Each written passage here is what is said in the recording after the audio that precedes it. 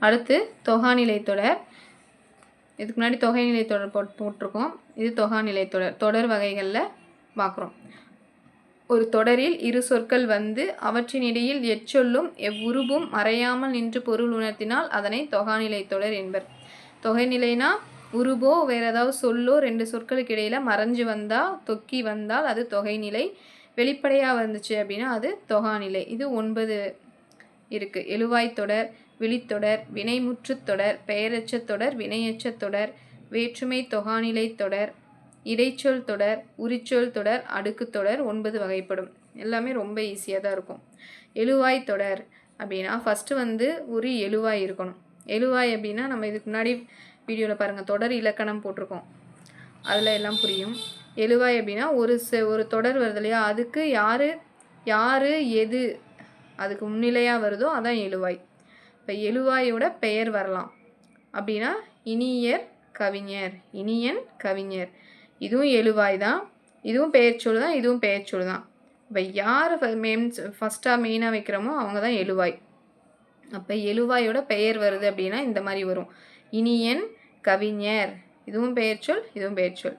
அடுத்து எழுவாயுடன் வினை, காவிரி பாய்ந்தது. இப்போ காவிரிங்கிறது எழுவாய், பாய்ந்ததுங்கிறது வினை. அடுத்து எழுவாயோட வினா வரும். இதெல்லாம் பயனிலைகள். பெயர் பயனிலை கவிஞர், வினை பயனிலை பாய்ந்தது. அடுத்து வினா பயனிலை என்னென்னா பேருந்து வருமா, பேருந்துங்கிறது எழுவாய், இது வந்து ஒரு பெயர்ச்சொல். வருமா அப்படிங்கிறது வினா பயனிலை வருது. இந்த மாதிரி வந்தால் இதெல்லாம் என்னது எழுவாய் தொடர். மல்லிகை எனும் எழுவாயை தொடர்ந்து மலர்ந்தது எனும் பயனிலை அமைந்து இடையில் எச்சொல்லும் மறையாமல் வந்துள்ளதால் இது எழுவாய் தொடர். அதாவது மல்லிகை மலர்ந்ததுன்னா இதுக்கு நம்ம இன்னும் விளக்கமாக சொல்லணுங்கிற அவசியம் இல்லை, மல்லிகைப்பூ மலர்ந்துச்சுங்கிறது நம்மளுக்கு புரியும். அதான் தொகாநிலை தொடர். எதுவும் மறைஞ்சு வராமல் டைரெக்டாக நம்மளுக்கு புரிய வைக்கும். அடுத்து விழித்தொடர். விழி அப்படின்னாலே நண்பா தேவா அந்த மாதிரி நம்ம கூப்பிடுற மாதிரி இருக்கும் விழித்தொடர் அப்படிங்கிறது. ஃபஸ்ட்டு விழிப்பெயர் வரும், விழிப்பெயர் வந்ததுக்கப்புறம் ஒரு வினை வரும். இப்படி வந்துச்சுன்னா அது என்னது நம்மளுக்கு விழித்தொடர். நண்பா படி, இதில் எதுவும் நம்மளுக்கு பொருள் விளங்கலை அப்படின்னு சொல்ல முடியாது, எதுவும் மறைஞ்சு வரல, அதனால் நண்பா படி.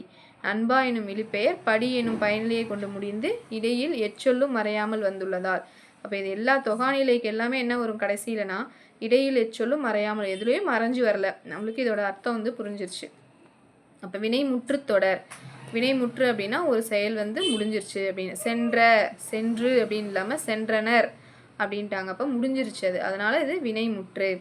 வினைமுற்று தொடரில் என்ன எப்படி வரும்னா ஃபஸ்ட்டு வினைமுற்று வரும், அடுத்தது பெயர் சொல் வந்துடும், வினைமுற்று பெயர் வந்துடும். சென்றனர் வீரர், சென்றனர் எனும் வினைமுற்று வீரர் எனும் பெயரை கொண்டு முடிந்து இடையில எதுவும் மறையாமல் வந்திருக்கு, அதனால இது வினைமுற்று தொடர். அடுத்தது பெயரச்ச தொடர். எச்சம் அப்படின்னா என்னது, ஒரு இது வந்து முடிஞ்சிருக்காது, ஒரு வினை வந்து முடியாமல் இருக்கிறதா எச்சம். இப்போ வரைந்த அப்படிங்கிறது எச்சம், வரைந்தான் அப்படின்னா அது ஒரு முற்று பெற்ற வினை. இப்போ எச்சம்னா என்னென்னு இதுக்கும் எல்லாம் முன்னாடி வீடியோஸ் இருக்குது பாருங்கள். வரைந்த அப்படிங்கிறது ஒரு எச்சம், பெயரை தொண்டு முடிஞ்சனால இது பெயரெச்ச தொடர். ஃபஸ்ட்டு வந்து ஒரு பெயரெச்சம் வந்திருக்கும், ஒரு எச்சம் வந்திருக்கணும், ஒரு வினை தான் அது எச்சமாக இருக்கும். அப்போ எச்சம்னா என்னது, முடியாத செயல். அப்போ கேட்ட அப்படிங்கிறது ஒரு எச்சம். இதுக்கப்புறம் பெயர் சொல் வந்துச்சுன்னா அது என்னது, பெயரெச்ச தொடர். வரைந்த ஓவியம், வரைந்த எனும் எச்ச வினை ஓவியம் எனும் பெயர்ச்சொல் கொண்டு முடிந்தது, இடையில எந்த ஒரு உருபு சொல்லும் எதுவும் மறையாமல் வந்திருக்கு, அதனால் இது பெயரெச்ச தொடர். தொகாநிலை தொடர் எல்லாமே தொடர் மட்டும்தான் வரும், அதில் தொகைன்னு வரும்னு அந்த மாதிரி இதை தொகாநிலை அப்படின்லாம் வராது. இப்போ பெயரெச்ச தொடர் அப்படின்னா இங்கே ஒரு எச்ச வினை வந்திருக்கும், அதுக்கடுத்தது பெயரை கொண்டு முடிஞ்சிருக்கும். இப்போ கேட்ட பாடல் அப்படிங்கிறது, பாடல்ங்கிறது ஒரு பெயர் சொல். இப்போ இந்த எச்சம் முடியாத வினை வந்து பெயரை கொண்டு முடிஞ்சனால இது பெயரெச்ச தொடர். வினையெச்ச தொடர் அப்படின்னா தேடி பார்த்தான், தேடிங்கிறது ஒரு வினையெச்ச சொல். ஏன் நம்ம இதை வினையெச்சம், இது ஒரு எச்சம் தான், இது வந்து எச்ச வினை தான். பார்த்தான் அப்படிங்கிற வினைமுற்று சொல் கொண்டு முடிஞ்சனால இது வினையெச்ச தொடர். இப்போ ஃபஸ்ட்டு ஒரு வினையெச்ச சொல் வந்திருக்கணும், அதுக்கடுத்தது இங்கே என்ன வந்திருக்கணும், ஒரு வினைமுற்று சொல் வந்திருக்கணும். அப்படி வந்துச்சுன்னா நம்மளுக்கு அது வினையெச்ச தொடர். பெயரை கொண்டு முடிஞ்சுன்னா அது பெயரெச்ச தொடர், வினையை கொண்டு முடிஞ்சால் அது வினையெச்ச தொடர். இது தொகாநிலைன்னா ஞாபகம் வச்சுக்கணும், இடையில எந்த சொல்லும் மறையாமல் வந்திருக்கு. வேற்றுமை தொகாநிலை தொடர். அதாவது வெளிப்படையாக உருபுகள் எல்லாமே வேற்றுமை உருபுகள் எதுவாக இருந்தாலும் வெளிப்படையாக வந்துச்சுன்னா அது என்னது? வேற்றுமை தொகாநிலை தொடர். அங்கே என்ன உருபு வருதோ அந்த பேரை போட்டுக்க போகிறோம். கவிதையை எழுதினார். ஐ அப்படிங்கிற வேற்றுமை உருபு வெளிப்படையாக வந்திருக்கனால இது வேற்றுமை தொகாநிலை தொடர். அடுத்து இடைச்சொல் தொடர். இடைச்சொல்னா மற்ற போன்ற இந்த மாதிரி பல சொற்கள் இருக்குது. அது எல்லாமே வந்துச்சுன்னா அதெல்லாம் என்னது? இடைச்சொல். மற்ற அப்படிங்கிற இடைச்சொல் வெளிப்படையாக வந்திருக்கனால இது இடைச்சொல் தொடர். அடுத்து உரிச்சொல். சால தவ நனி இதெல்லாம் உரிச்சொல். அதில் சாலவும் நன்று. இதில் சால அப்படிங்கிற உரிச்சொல் வந்து வெளிப்படையாக வந்திருக்கு.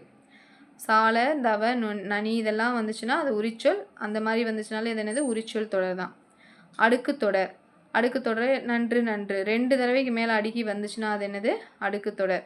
ஒரே சொல் பலமுறை அடுக்கி வந்துள்ளது.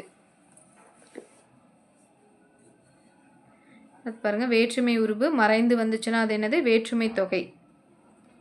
வேற்றுமை உருபு மறைஞ்சு வரல அப்படின்னா என்னது? வேற்றுமை தொகாநிலை. செம்மரம் அப்படிங்கிறது என்னது? பண்பு தொகை. செம்மையான மரம் அப்படின்னு சொல்லணும். அப்போ செம்மையான மை விகுதி ஆனங்கிற உருவும் சொல்லுருவும் மறைஞ்சு வந்திருக்கு. அப்போ செம்மரம் அப்படிங்கிறது பண்பு தொகை. கண்ணா வா அப்படின்னு சொல்கிறோம். அப்போ இங்கே கண்ணா ஆச்சரியக்குறி இருக்குது, நம்ம உணர்ச்சி அந்த மாதிரிலாம் போடக்கூடாது. கண்ணா அப்படிங்கிறது என்னது? ஒரு விழி பெயர். இப்போ கண்ணா வா அப்படிங்கிறது ஒரு விழித்தொடர். அடுத்து பொறுத்துக்க பாருங்க, பெயரெச்ச தொடர்.